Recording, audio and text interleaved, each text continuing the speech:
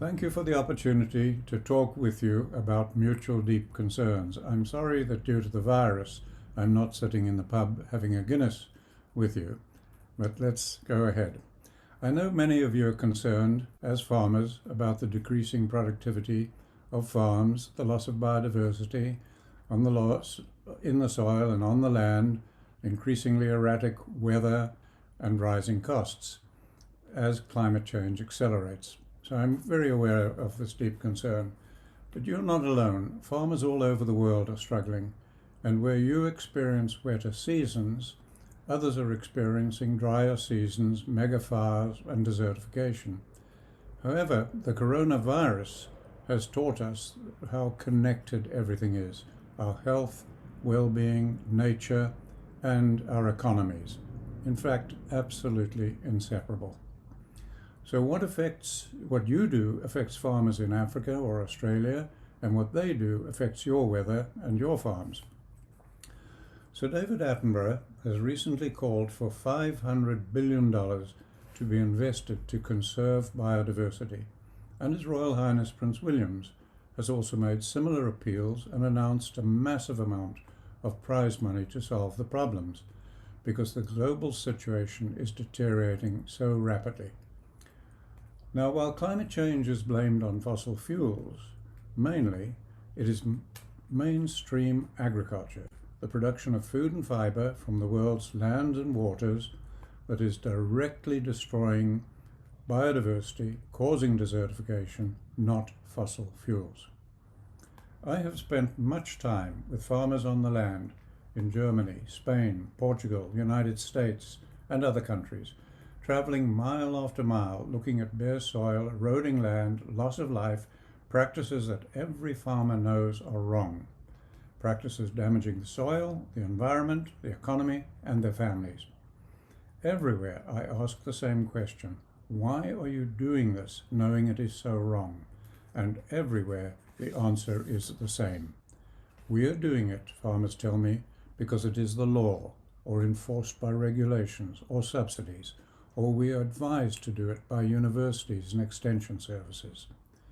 Almost everywhere we find isolated examples of farmers practicing sensible, scientifically based agriculture, but always there are individual farmers helped by individual, not institutional scientists assisting them, as you have at this conference. Now, agriculture, as you know, has to be based on the biological sciences. At this event, you have excellent speakers, many of whom I know as colleagues. In fact, you have some of the best in the world, and they will talk with you about biologically based practices. While I urge you to listen and heed to their advice, because it will improve your situation, I believe you will continue to swim upstream against the massive tide of institutional, government, corporate, university-led agriculture, destroying life even more than fossil fuels. I do not give doomsday talks, so let's look at what is going on, and what can you do apart from trying to be better farmers and citizens. Let me leave agriculture, in which I have no real expertise, and talk about the cause of climate change, which I do have expertise in, having studied it for over 50 years and written a textbook that is now in its 3rd edition. First, some common sense. As individuals, you know that if you have a problem, you cannot solve it unless you address the cause of the problem. This fact applies on your farms, but also on a global scale, something that governments and institutions generally fail to understand, as we see in the case of climate change. For decades, we have experienced denial. Now, almost every scientist agrees that we humans are causing climate change. This means it is our management that is the cause. There is no other possible explanation other than now a management, including agriculture and energy policies of governments, large institutions through which we manage at scale, are the cause. Fortunately, and through no wisdom, I stress, And long before we had today's buzzwords like desertification or climate change, I became very concerned that our management as professional biologists was causing biodiversity loss and habitat destruction for wildlife, even in the wildest areas of Africa some 55 years ago. At this point, I need to talk about new discovery, about human decision-making at the core of all management by humans, and this we made in 1984, a discovery that resulted in enormous academic and institutional backlash. I need to talk about a discovery that does not involve any new technology or science, and that is mundane and simple, but which conflicts with our beliefs of centuries. And like every discovery that goes against human beliefs throughout history, it has met with rejection by authorities. The situation is too serious for that to continue. With management causing climate change, what are our beliefs about management? We all believe that there are a great many ways of managing. We can manage democratically, dictatorially, scientifically, and on endlessly. And university libraries and bookstores are full of authoritative books, and prestigious universities churn out thousands of management experts in many fields. I, too, once believed that there were many ways of managing. When I recognized that our management as professional biologists was the cause of biodiversity loss even in national parks in the 1950s, it led to a short career as a government biologist. Consequently, I became an independent scientist in Africa, where I worked for 4 years thereafter with American professors who were Fulbright scholars, and other Americans were observing my work in the 1960s and 70s. And in the early 1980s, I was obliged to move to America as a political exile, and I was commissioned there by far-sighted officials in the US Department of Agriculture to put some 2,000 scientists in American land management agencies, as well as from USAID, World Bank, and major universities, through a week of training over 2 years. Excuse me. I was commissioned to train this very large sample of professional people in the use of a new management frame that I was developing. Given the opportunity of 2 years of intense participation by probably the largest sample of professional people ever to concentrate on managing natural resources, enabled me to realize where the main problem lay. While I and all humans believed we had many ways of managing, that is actually not true. When we looked at all the known ways of managing and drilled down to the core, where the actual decisions are made in any management, we found always the same core. At that point, the core where every human decision is made, we found that all management is identical. Regardless of what is being managed, how, when, or by whom, the actual decisions are made in the same manner. This core in human decision-making looks like this. 3 points to it. We make decisions to achieve various objectives, to meet some need, some desire, or to solve a problem, address a problem. We use some tool, and we make the actual decision on one or more of many factors. The actual factors on one or more that we make decisions are things such as past experience, expert advice, research results, intuition, cost, profitability, cultural norms, emotion, fear, compromise, expediency, beliefs, political ideology, taboos, laws, regulations, and so on endlessly. That is the core of all human management. It is almost childishly simple and obvious once it's pointed out. At this core of all policy development by any government or internationally, large environmental organization, and all of them, this core lies at the bottom of policy development. Even with the most sophisticated interdisciplinary team of scientists developing policies. So let us now look and see if there is some flaw in this core that explains why we are causing climate change, which obviously we don't intend. To help you to understand, I need to explain the difference or the distinction between what we manage and what we make or produce. There are three things that we manage. We manage our lives, our families, our communities, and our institutions. We manage nature, and we manage economies. We do not make or produce organizations, nature, or economies. All of these we manage. Everything else we do is to make or produce something. We produce food and fiber from nature. We make electricity and usable energy from nature: coal, oil, nuclear, geothermal, moving water, wind and solar. And of course, we produce wonderful structures, cities, works of art, music, and we can explore beyond our world in spacecraft that we make. To understand how such decision-making at the center of all management and policy could cause climate change, we need to look at the difference between these two things, what we manage and what we produce or make. Everything we make, without exception, requires technology in some form. We cannot even drink water or milk without cup, bowl, bucket, unless we drink from the river or the cow with our mouths. Everything we make or produce stops if we stop producing or making it, or a part is missing, it breaks, if fuel runs out, battery dies. Nothing that we make is self-organizing.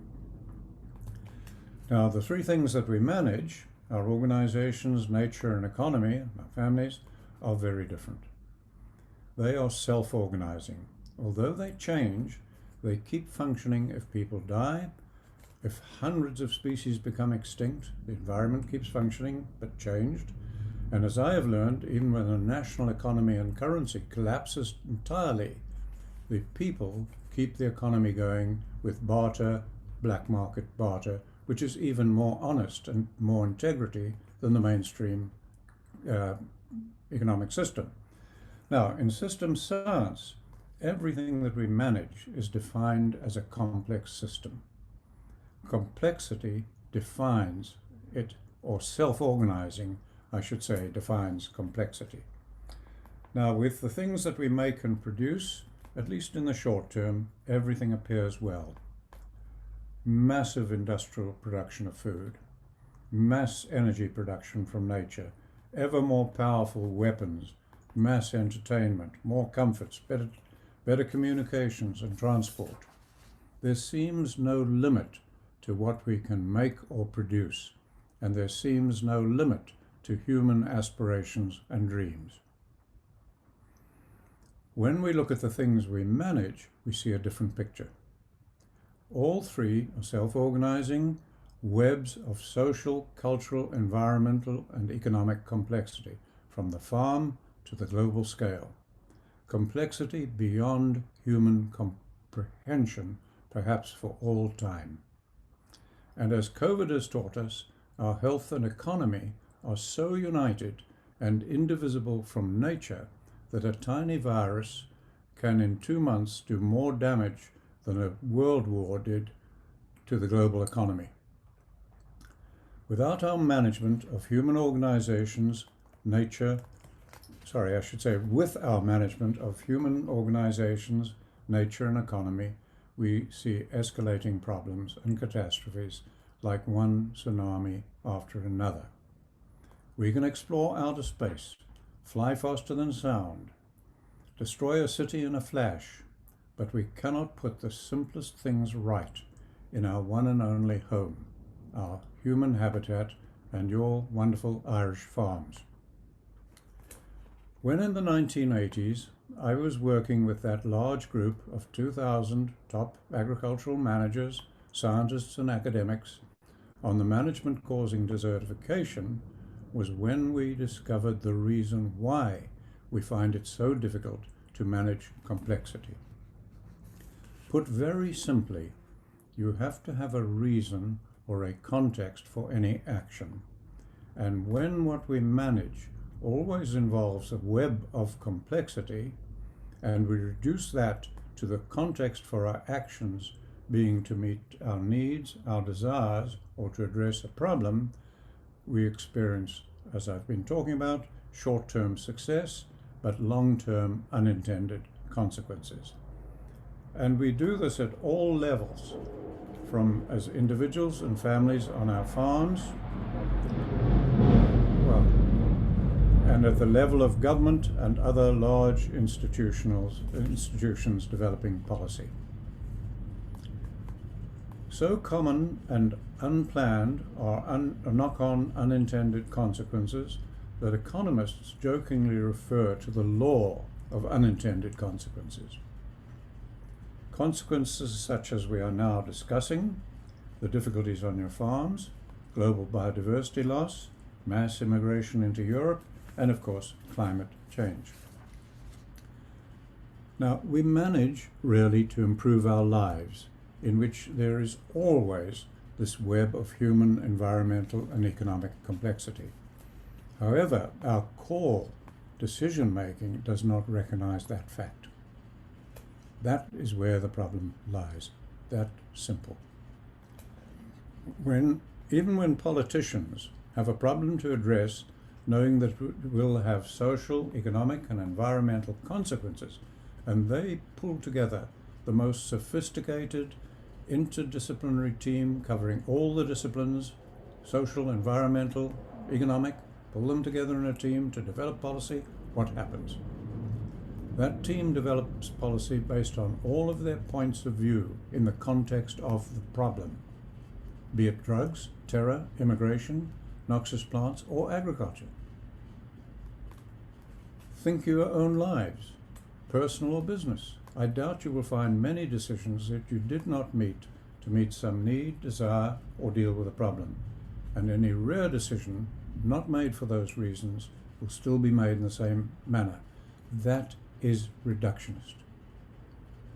There's no other name for it, and it is reductionist management that is causing climate change.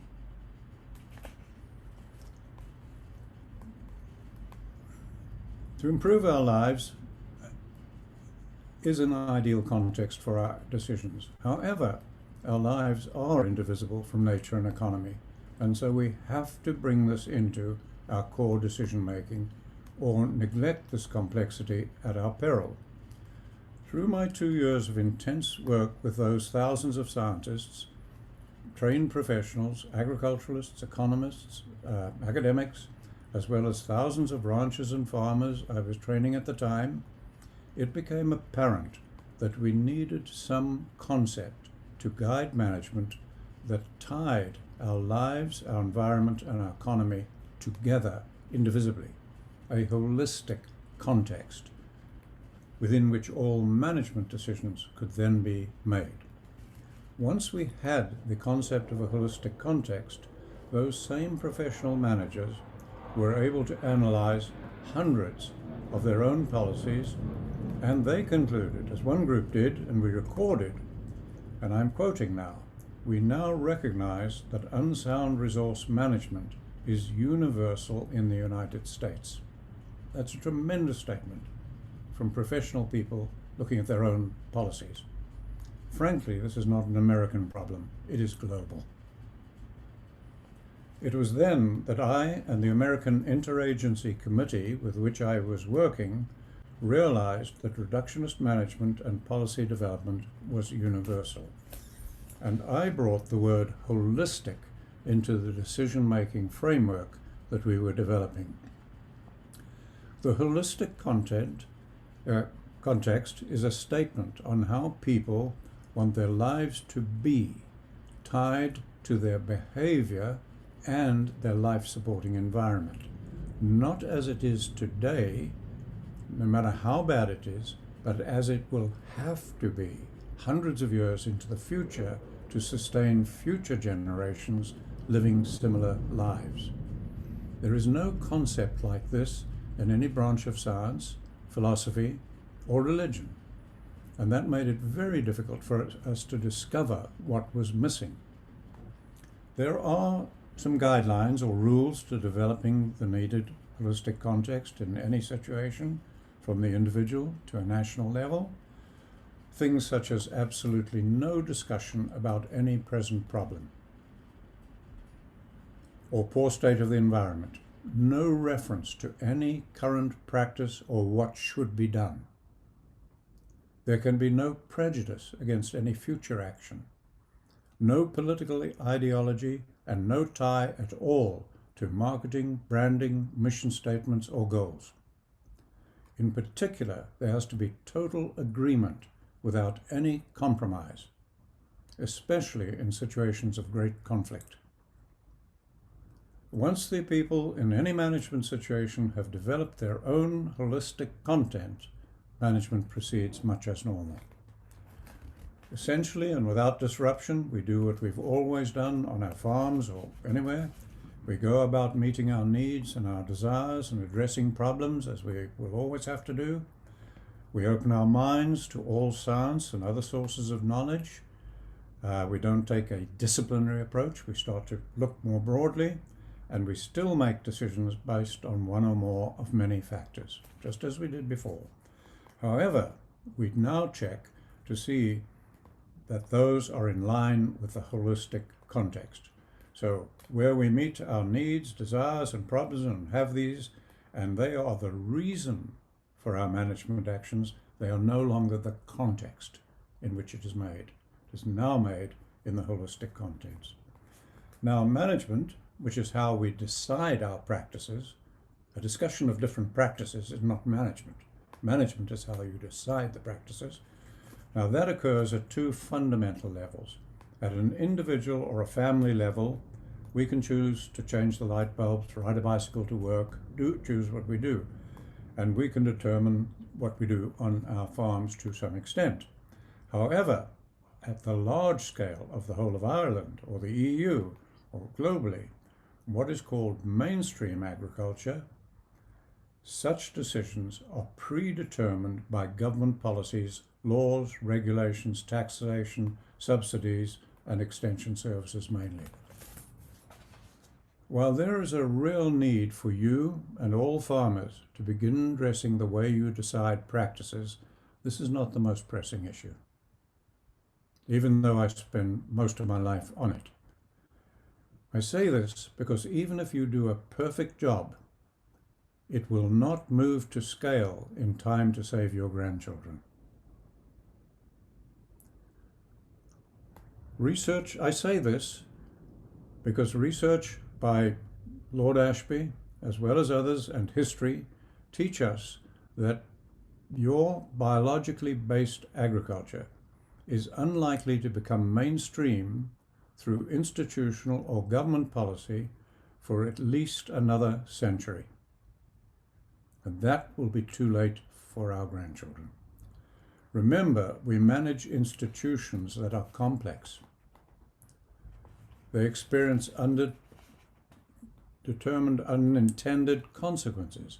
One consequence is that they become self-serving and incapable of accepting paradigm-shifting insights, such as I'm talking to you about, ahead of public insistence. It has never happened in history that I can find. Remember, it took the Royal Navy, headed by brilliant men, 200 years to accept the simple demonstration by Captain Lancaster that lime juice could prevent scurvy, and over 1 million sailors had to die. And it took the Merchant Navy a further 70 years to accept. I know, and you know, that you do not have the luxury of time. And if you care anything at all about your grandchildren, and with the rate of catastrophes that are mounting, all caused by management, and especially management policies in agriculture and energy of all governments, agricultural policy needs to be changed by your government as quickly as possible with the full support of every citizen, rising above politics or any other consideration. Irish farms and rural communities, and ultimately cities, will not thrive until agricultural policy is developed in a national, holistic context, reflecting what every Irish heart and mind wants, tied to your life-supporting environment. And it is not Ireland alone, but all nations I could be talking to now.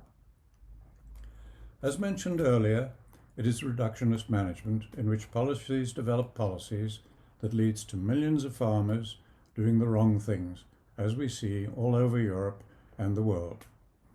Currently, what can you do? You can only do your best, learning about good biologically based practices from the excellent speakers here and from others. And I would urge you to put about 80% of your effort there, genuinely and sensibly rearranging some of the deck chairs, and 20% of your effort into genuinely helping your political leaders to stop the Titanic sinking. Let me now wrap up. The cause of your deteriorating situation is management on your farms, but even more so dictated by policy. No scientist or politician can argue that fact. Many knowledgeable people, like Sir David Attenborough and His Royal Highness Prince William, based on irrefutable facts, are warning loudly that the situation is deteriorating alarmingly. The demand for action by world leaders to end biodiversity loss, heal the soil, poverty, control immigration, stop emitting carbon can only increase, along with increased chaos and violence. I know of no one who is truly assisting world leaders by even suggesting how they might mobilize and manage the situation, more dangerous than all wars ever fought. Why don't you Irish farmers, small as your numbers may be, begin by helping your political leaders to constructively begin to put things right? As a former president of a political party and member of parliament, I myself understand why no government can do anything constructive, because they only know one way of developing policy, based on academic authority, corporate and other pressure groups, economic and political considerations, the same way every government develops policy, something I first became aware of when I became president of a political party in Parliament. With such thoughts in my mind, and knowing what I now know, what would I do if the responsibility stopped with me? What would I do if I headed your government? What could you urge your government to do? First, I would carry on as usual. I would take no political risk. I would govern as expected, developing policy as you do, on the basis of expert advice, lobbyist pressures, as normal, in the context of the problems of the time. I would take no political risk. However, while carrying on as usual, I would select agriculture, which is beyond politics, as a place to begin change. Nothing is more important than agriculture, the production of food and fiber from the world's land and water. Without agriculture, we cannot have a church. We cannot have a school, an orchestra, a university, an army, a government, a city, a town. We cannot have any business. Agriculture is the basis of civilization and all politics. I would establish an agricultural policy task force composed of 4 to 6 well-educated Irish people, say a good liberal or arts education, because there are no experts in managing complexity. They will not develop policy, but they will facilitate its development in a national, holistic context. Such statesmanship above politics any nation would respect. There is of course no place for political ideology, nor any lobbyist, specialist, ego, financial, or any vested interest in such policy. The policy that emerges will be based on addressing the full web of complexity in a national, holistic context decided by Irish people. I would expect the task force to first familiarise themselves with the holistic management policy development process, getting what assistance or training they need, which we can provide. Thereafter, the task force would involve all Irish and other scientists and specialists, experts in various fields in the development of the policy. You have a wealth of knowledge and many experts, but you lack expertise in only one thing, that is how to develop policies holistically. The task force would not develop the policy, they would facilitate its development, making sure that knowledge of every scientist, economist, academic is brought to bear as the policy is being developed by the nation. I would anticipate the task force delivering the broad structure of a workable policy within about a year. This is not far-fetched because almost all the knowledge you need and is already available among your many farmers, experts in different fields and in your universities. Reductionist policy development, remember, is the cause of large-scale farm problems and climate change, not a lack of knowledge. I would expect the task force to deliver a policy with the full support of all citizens, young and old, policy that can then be fine-tuned, ready for adoption if needed, and this will require further time, obviously, because it could run into affecting other policies, such as fisheries, finance, whatever. That is what I would do, and that is what I urge you to suggest to your political leaders. And I will stake my life on it, that if you do this, you will see the most amazing change, because you're addressing the cause of the problem. What is the risk with what I'm suggesting? A policy task force running concurrently with government as usual? There is no risk. Your greatest risk is they can't develop a policy and you've wasted a few $1 million or $1 million. What is the upside of what I'm suggesting?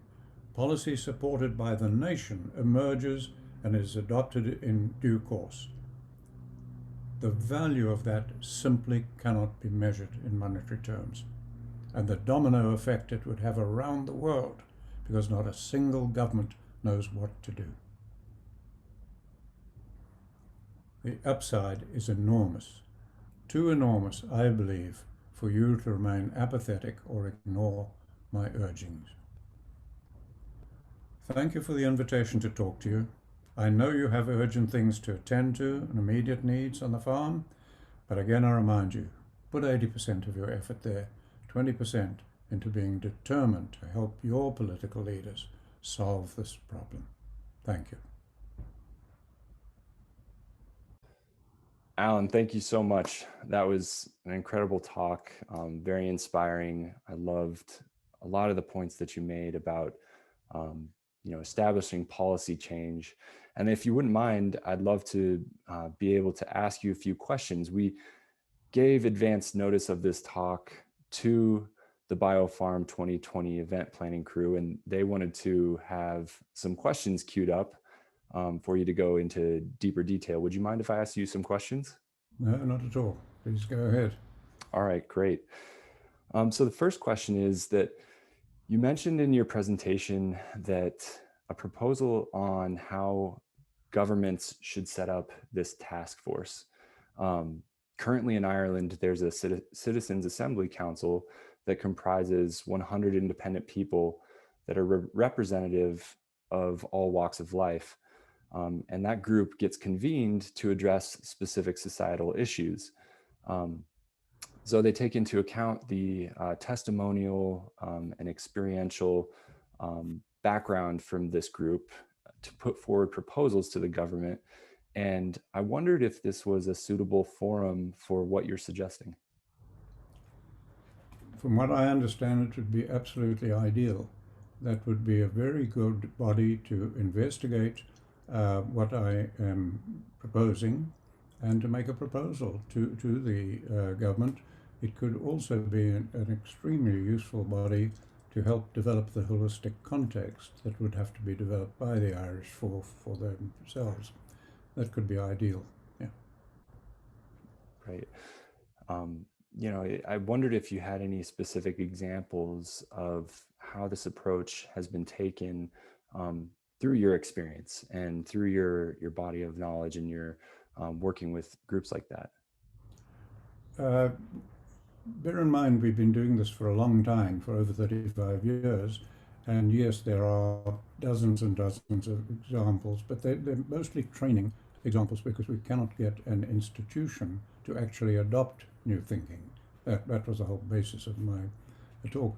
Now, these sessions that we've done have been extremely realistic. Let me describe one. In Zimbabwe, because of my past political connections, etc., we were able to arrange with the government for a retreat with 35 members of parliament and 2 opposing parties. Extreme friction amongst them. They made Republicans and Democrats look like kids in a playpen in America, and because they were actually killing each other. Now, with that hostility, everybody feared even discussing agriculture and land. So I didn't. I just got them together. It was hostile atmosphere in the room, and I merely got them to describe how governments develop policies, and they did. And then, on the basis of expert advice and so on, and then I said, well, now let's look at a new way of doing it. But before we do, we need to have a context, a reason for this policy beyond problems. And so together we developed a holistic context, how every citizen in the country would want their lives to be, and then tied to their life-supporting environment, hundreds of years from now, sustaining their descendants. No compromise, total agreement. Now, the moment we had that, the whole atmosphere changed. It ceased to be political parties, it just became 35 Zimbabweans working together. I won't go into all of it, but I facilitated largely by asking questions, getting them to answer what is the role of government in this, etc. And we just answered questions and so on, and gradually a framework of a policy developed. Now, when it did, finally, we realized we had the basis of a policy that the world dreams of. If it was carried out, it would be the first country in the history of the world producing more food than eroding soil. And there would be no endorsements, organic, regenerative, because all food would be nutritious, growing on regenerating soils. And there were many other features to it. Now, to that, we had 2 reactions, a little difficult to describe. The first, it was anger and sadness. They said, damn it, we've had international experts, policy experts, World Bank, economists, we've had endless help with developing policies, and nobody has ever shown us how to handle the complexity so easily as this. So that was one reaction. And the other was, we need to repeat this at cabinet level and get it done now in the country, and we're still waiting to do that. And we've got active groups of Zimbabweans just keeping the pressure on the president to allow us to go forward and develop the policy holistically, as I'm suggesting here. If I could say one other thing here, when the Irish government or anybody there, as I'm urging, don't just listen to me, investigate what I'm saying. When they do that, they'll find out how simple this process is, that once you've got a context for a policy beyond the problem, all right, you then hear all points of view. Nobody gets told they're wrong. It's extremely collaborative with the atmosphere that emerges.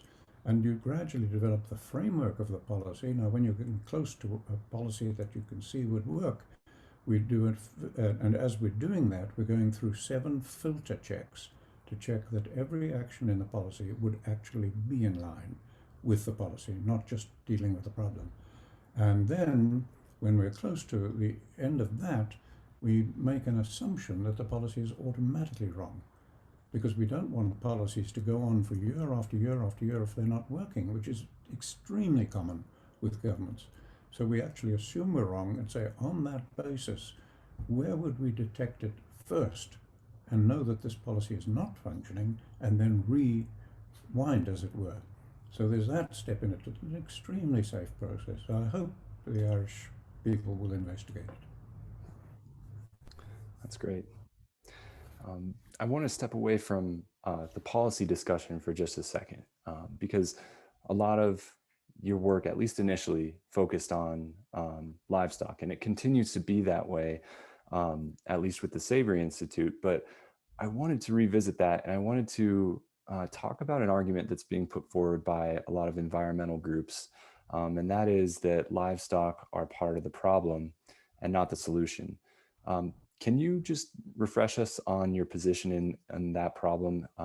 A country like Ireland, so focused on livestock that there's a lot of debate that's going on about restricting livestock numbers as a part of a solution to climate change. And we'd love to hear what you think about that.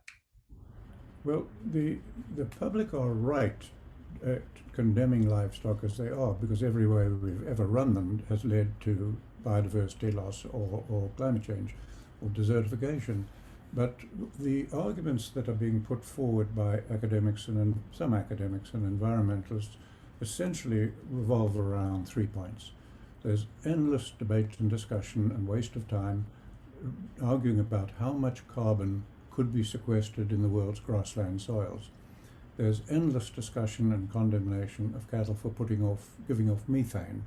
And then there are the people who don't want to kill animals, the vegans, and the celebrities by the hundred that are pouring their money and fame into the vegan movement. Let me take those three. All three of them are wasting time and endangering humans. Now, why am I saying that? Let me make an assumption that is wrong. Let us assume that the grasslands could absorb no carbon at all.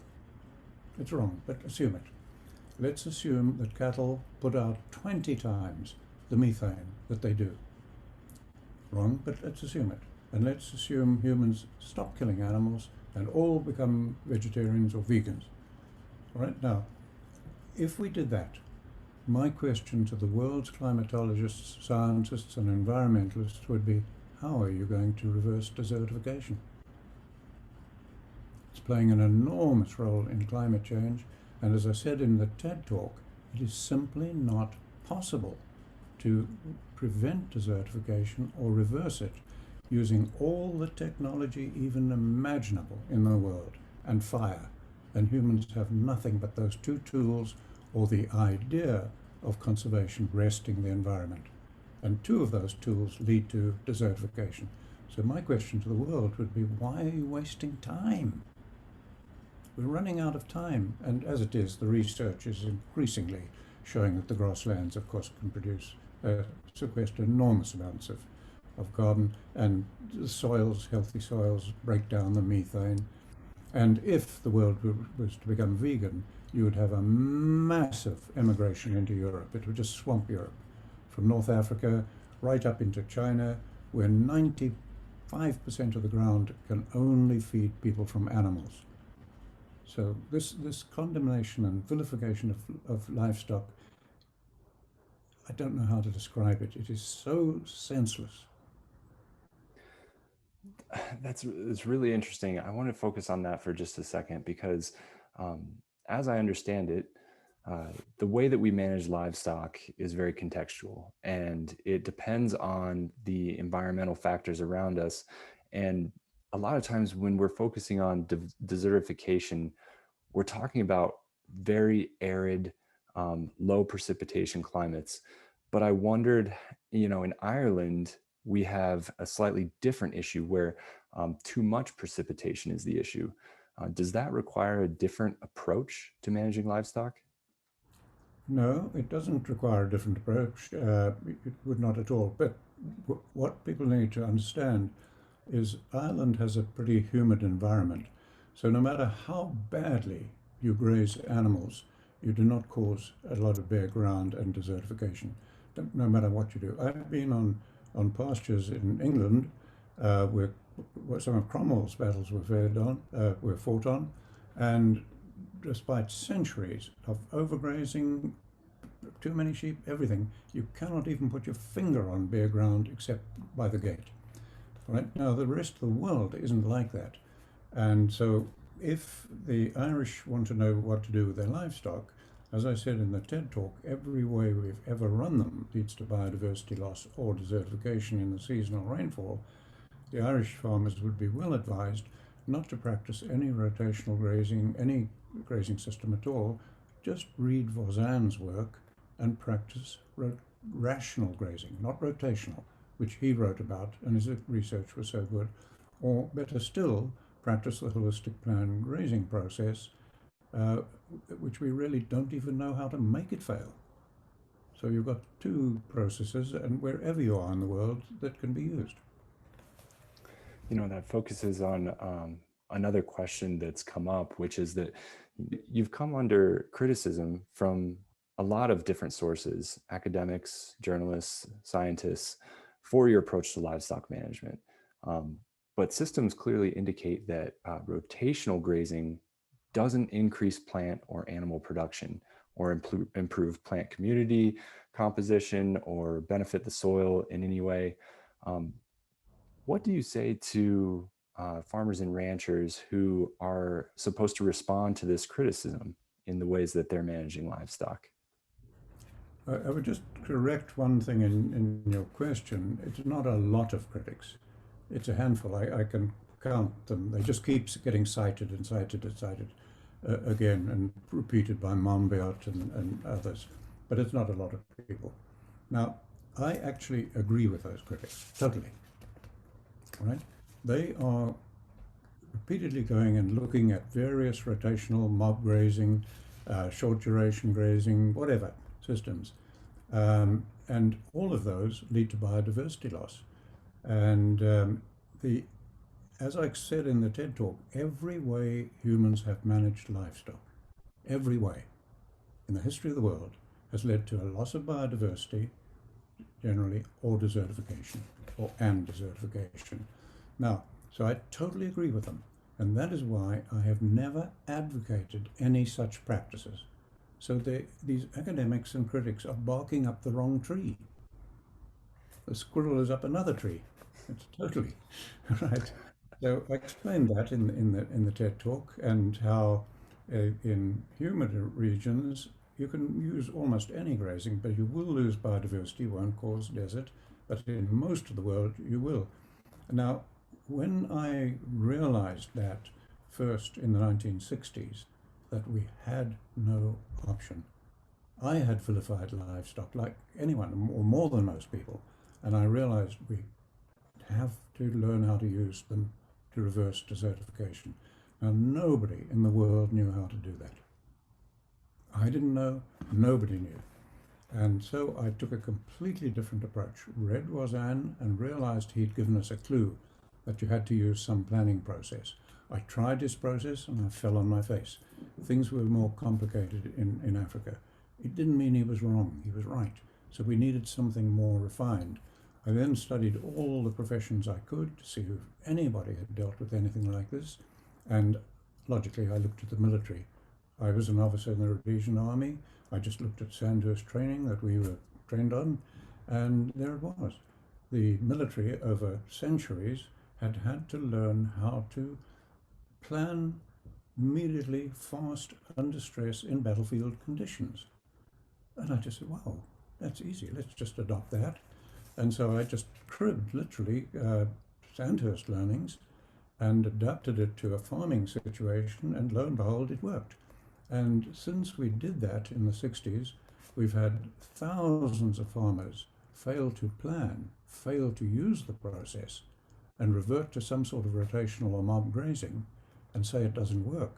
But we've never had one single rancher in any state, any country that I know of, using the process fail. The planning process doesn't fail. People fail to use it. And the critics never ever look at the planning process. Those academics who have and who have published are never cited. That's a great response. Yeah, I just have one more question for you. So many ecologists and environmentalists are they're starting to present that rewilding is the solution to a range of issues. whether that's biodiversity loss, uh, broken water cycles, carbon loss from the land, climate change, global warming. One example for you. There's a proposal out there that 25% of the land area in the UK should be set aside for rewilding. Um, this phrase is increasingly entering policy discourse in Ireland as well. Um, what do you think about those calls for increasing rewilding in large tracts of land around the globe?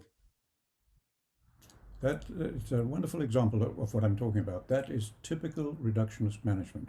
Remember, humans mainstream only have three tools: technology, fire, resting the land, rewilding. Three tools. Technology and fire cannot solve the problem, so they're trying the third tool. Now, that is absolutely typical of reductionist policy. The problem is the context for the recommendation, and so it goes forward. Now, I can tell you now, and I'm not being clever, I'm not being wise, I am simply using the holistic management framework to analyze that policy. And I can tell you right now, in the humid environments, parts of Ireland, the oceans of the world, which are a major part of agriculture, are fisheries, that policy will work and restore biodiversity, but it will do so at very high social cost and economic cost. It will lead to terrible unintended consequences. And now, on 2/3 of the world's land, which will affect Irish farms and everything, affect you in Africa, that policy will lead to an incredible increase in the rate of desertification, poverty, violence, immigration to Europe, recruitment to dissident guerrilla organizations. All of these things will increase if that policy is followed.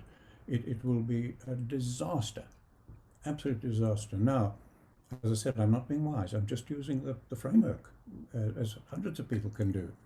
It takes a few days to learn it, or a few weeks, whatever. Now, if you want evidence of what I'm saying, just look at the national parks. National parks in humid environments, that will increase biodiversity. The national parks around where I live in Africa, and there are 30 odd national parks around me, all right, and there are vast areas of land, that policy is already in place. They are rewilded. They are under the best of management the Western world knows how. For the results of what's happening there, you cannot blame greed, ignorance, corporations, fossil fuels.